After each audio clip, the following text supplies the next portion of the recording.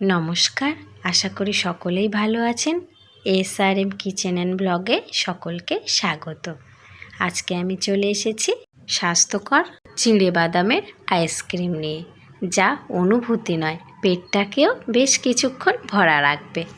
তাহলে চলুন বন্ধুরা, দেখে নেওয়া যাক। প্রথমে দুধটাকে ভালো করে জাল দিয়ে ঠান্ডা করে নেব, আর সাথে নিয়ে নেব চিঁড়ে, খোসা ছাড়ানো ভাজা বাদাম, মিষ্টির জন্য চিনি। চিঁড়েটাকে ভালো করে 2-3 বার জল দিয়ে ধুয়ে নেব। চ্যানেলটাকে সাবস্ক্রাইব করে পাশে থাকার অনুরোধ রইল সকলের কাছেই।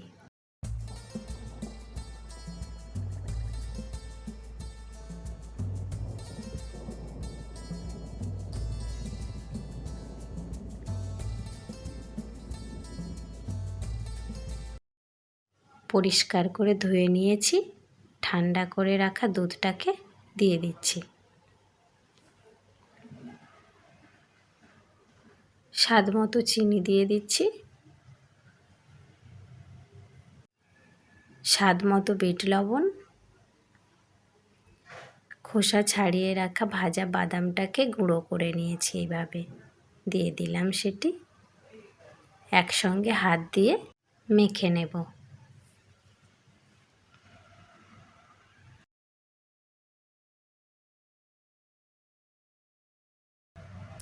মেখে নিয়েছি। আরও একটু দুধ দিয়ে দেব।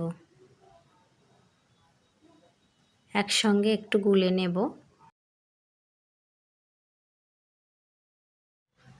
আইসক্রিমের ব্যাটারটা এমনভাবে তৈরি করে নিয়েছি। এবার একটি ট্রে নিয়ে নিয়েছি। ট্রের মধ্যে ছোট ছোট চায়ের কাপগুলো সাজিয়ে নেব। এখানে আমি 6টা কাপ নিয়ে নিয়েছি। আইসক্রিমের ব্যাটারটাকে 6টা কাপে সমানভাবে দিয়ে দেব। চ্যানেলটিকে সাবস্ক্রাইব করে পাশে থাকার অনুরোধ রইল সকলেরই কাছে। আইসক্রিম সকলেরই পছন্দের। গরমে কোনো ঝামেলা ছাড়াই চিঁড়ে বাদাম আর দুধ দিয়ে এমন স্বাস্থ্যকর আইসক্রিম সকলেই বাড়িতে এইভাবে বানিয়ে নিতে পারবেন। এবার ট্রেটাকে নিয়ে ডিপ ফ্রিজের মধ্যে রেখে দেব। এখনই আইসক্রিমের কাঠিটা বসাবো না, কয়েক ঘন্টা অপেক্ষা করে যাব।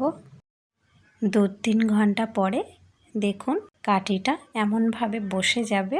তখনই আমরা আইসক্রিমের কাঠিগুলোকে বসিয়ে দেব।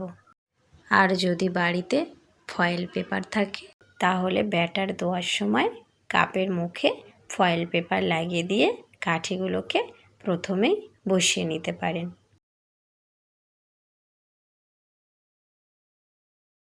দেখুন সমস্ত কাঠিগুলোই সোজাভাবে বসে গিয়েছে।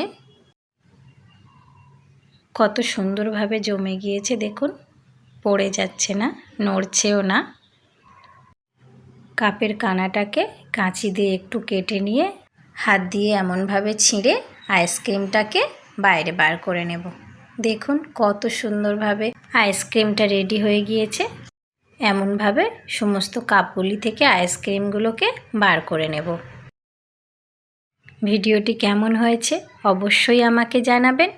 লাইক, কমেন্ট, শেয়ার অবশ্যই করবেন। আমার ছোট্ট আইসক্রিম ভক্ত চলে এসেছে আমাকে হেল্প করতে।